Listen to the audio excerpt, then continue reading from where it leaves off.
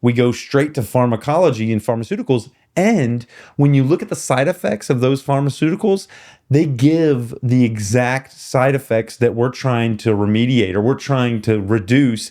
All these drugs that they prescribe have anxiety as a side effect. They have depression as a side effect.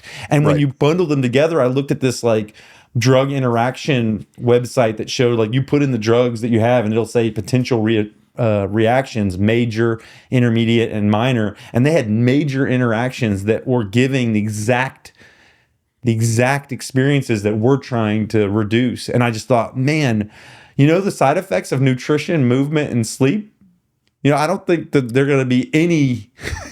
Yeah, there's two things I would offer kind of in relation to that. Yeah. One, just because something is a side effect, that's in terms of a risk analysis calculus, you have to know what the chance of that kicking in is a side effect, because not everybody has that. I mean, part of the problem is we actually have a legal structure which may be being dismantled right now, like the FDA, that sets up these high standards of transparency, so that even if there's a very small chance of a side effect, which I think is appropriate, they have to mention it. They have to report it as a side effect.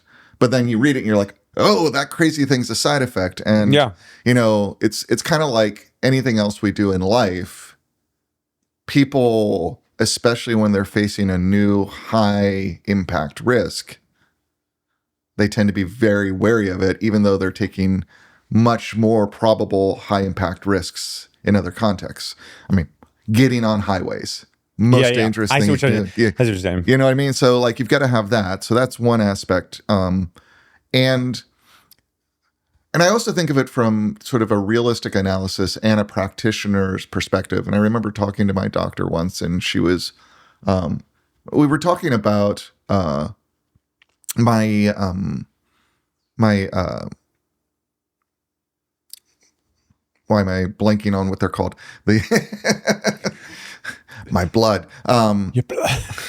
The fat in my blood. The fat in your blood. Cholesterol. Cholesterol. That's it. My cholesterol levels are kind of getting close to where they're potentially problematic. Yeah, reduce those. And we were talking about, potentially medical, pharmacological approaches or diet, right? Yeah. And, she flat out said, like, yeah, diet's the best way, but the problem is, are you going to do it?